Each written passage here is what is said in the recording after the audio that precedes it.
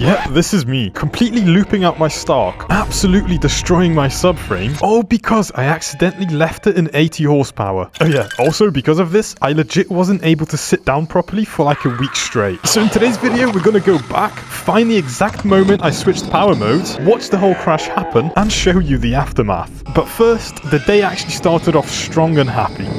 You know, enjoying the weather, doing some wheelies, and then I actually met these crazy kids. Hey, is yours 80 horsepower or not?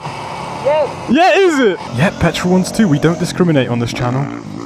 But yeah, we were just doing the usual goofing around, being a bit silly, doing some wheelies. What am I doing, bro? Bro, how fast does this thing go? 50. That's kind of sick though. Is it automatic or not? Yeah. Bro, how old are you, by the way? 50. 15? Yeah. And you've got a Stark? Yeah. You're a lucky kid. Alright, and then these kids wanted to take me to some abandoned mansion in the wilderness to show me around or something. Low-key, I was kind of hoping they're not going to, like, rob me. I was enjoying the ride, so I was like, heck yeah, let's go, bro. Let's do this. Righty. Is that full throttle? Yeah. Oh, this is sick, man. Damn. Bro, this is a nice spot. Yeah. Damn, bro, this bike is so nice, bro. That's before I ruin it with Enduro, man. Enduro, yeah, that's cute. You just wait, buddy. How much horsepower you ride it? 50. You like wheelie it up, it looks like BAM! It was 60 or was... I think that was 60. Have you dropped it yet? No, never. Damn, nice one. Alright, and just like that, it was time to head back down into the city, go back home, enjoy the evening. But you know, first we had to go a bit fast, just for fun. And this exact moment is where I actually started playing around with the modes. And as you know, I must have got into the 80 horsepower mode. And when we stopped again, I didn't know I was still in it. And I didn't even look down to check. Alright, see you later, guys. Like a big idiot.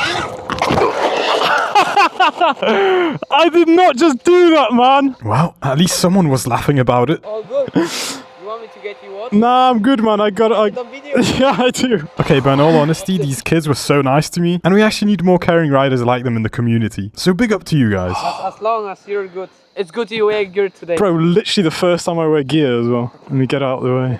Bro, I just hope I'm okay. I can't feel like my ass hurts, obviously. Yeah. I just hope I haven't like broke anything. Yeah. I need to keep it as a memory, man. Bro, that's how dangerous these bikes are. I think it might be bent. Yeah, it was definitely bent, alright. I'm gonna show you the whole subframe repair process in a minute, but first we need to get home.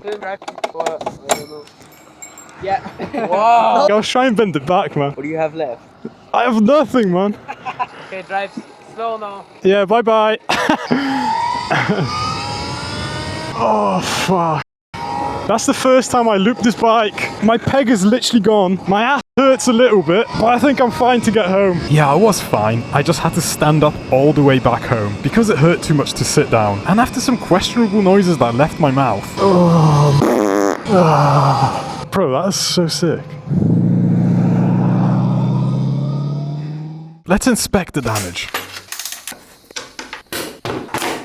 Whoa, that's one naked bike. And yeah, as you can see, the subframe was so bent. And as I was actually filming that, a package came in.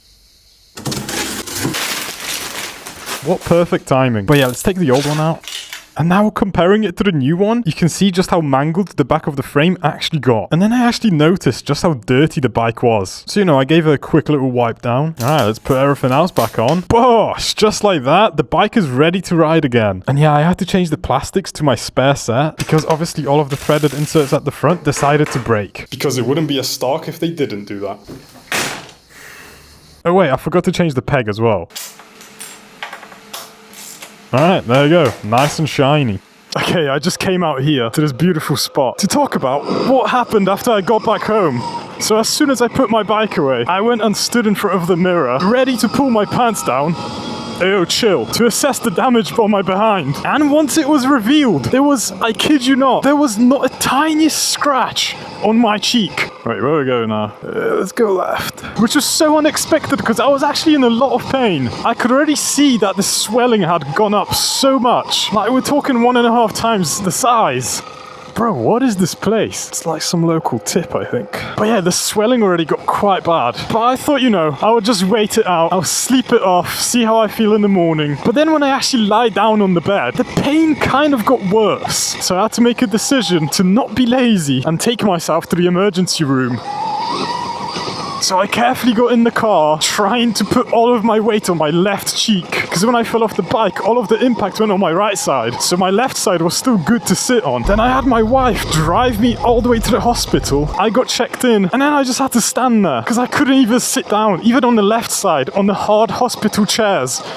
It just hurt too much. For context, I got to the hospital at like 8 or 9 p.m. And then when it got to midnight, my name still wasn't called. Even though like 3 or 4 people that came in after me have already been seen. And I was so tired, I didn't want to deal with anyone. So I just actually decided to call my wife and go back home on that same night. And then, you know, I tried to sleep it off. And I did actually manage to fall asleep. Damn, this is some rocky terrain. And I actually forgot one important detail to tell you. That the cheek that took all the impact, my right cheek, it actually started going numb. I couldn't feel anything. And that actually points to nerve damage. So usually if you have a big fall, if everything swells up, it can trap the nerves in between the tissue, which causes them to go numb. So now I had a numb bum. As funny as it sounds, it wasn't very enjoyable, believe it or not. And I still decided to not go to the hospital, just because my actual tailbone felt fine. The whole thing just basically felt like a really bad bruising. And it was, because a few days after, my entire cheek basically went black, filled with bruised tissue. It felt so hard to the touch as well. And yeah, I wasn't able to put any weight on it for like a week straight. If I had to sit on the sofa, on the bed, in the car, I would literally have to put all my weight on my left side. But yeah, I didn't actually realize until I was watching back the footage that I was actually in 80 horsepower. As soon as I crashed, I knew I was in a higher power mode just because I clearly wasn't ready for it. And I'd like to think that that was the main reason why I did crash. Because if you slow the footage down, I actually instinctively reached for the rear brake. Like, I don't even remember doing it, but just out of pure muscle memory, I did try to stop it. But I think because there was so much power and I twisted the throttle a lot, I actually got air. So even me pressing the rear brake wouldn't do anything if I was mid-air. And then obviously I hit the ground, the bike followed, and yeah, that's what happened. But yeah, this whole thing actually got me thinking that the 80 horsepower mode is actually useless. Unless you do racing and you actually need that power. Just riding on a normal road or off-road, you're literally never gonna use that. It's just way too twitchy to control. It's way too much power all at once. So I actually ended up removing the mode completely from my bike to avoid any future possible accidents like this. Yo, look how long this is. This is so cool. Oh, we've got some water as well. Obviously, at the end of the day, I'm not blaming it on the bike. It was pure user error, because why would you ever attempt a wheelie without looking down and actually checking your power mode? Like, it seems like such a thing that you'd never forget to do. But somehow I did. And it probably happens to other people. And it will probably happen again. But yeah, let me know in the comments if any of you ride a Stark. And if you have the 80 horsepower version. And if you ever actually use the 80 horsepower. Other than like showing off to your friends or to someone who hasn't seen the bike before, I think it's completely useless.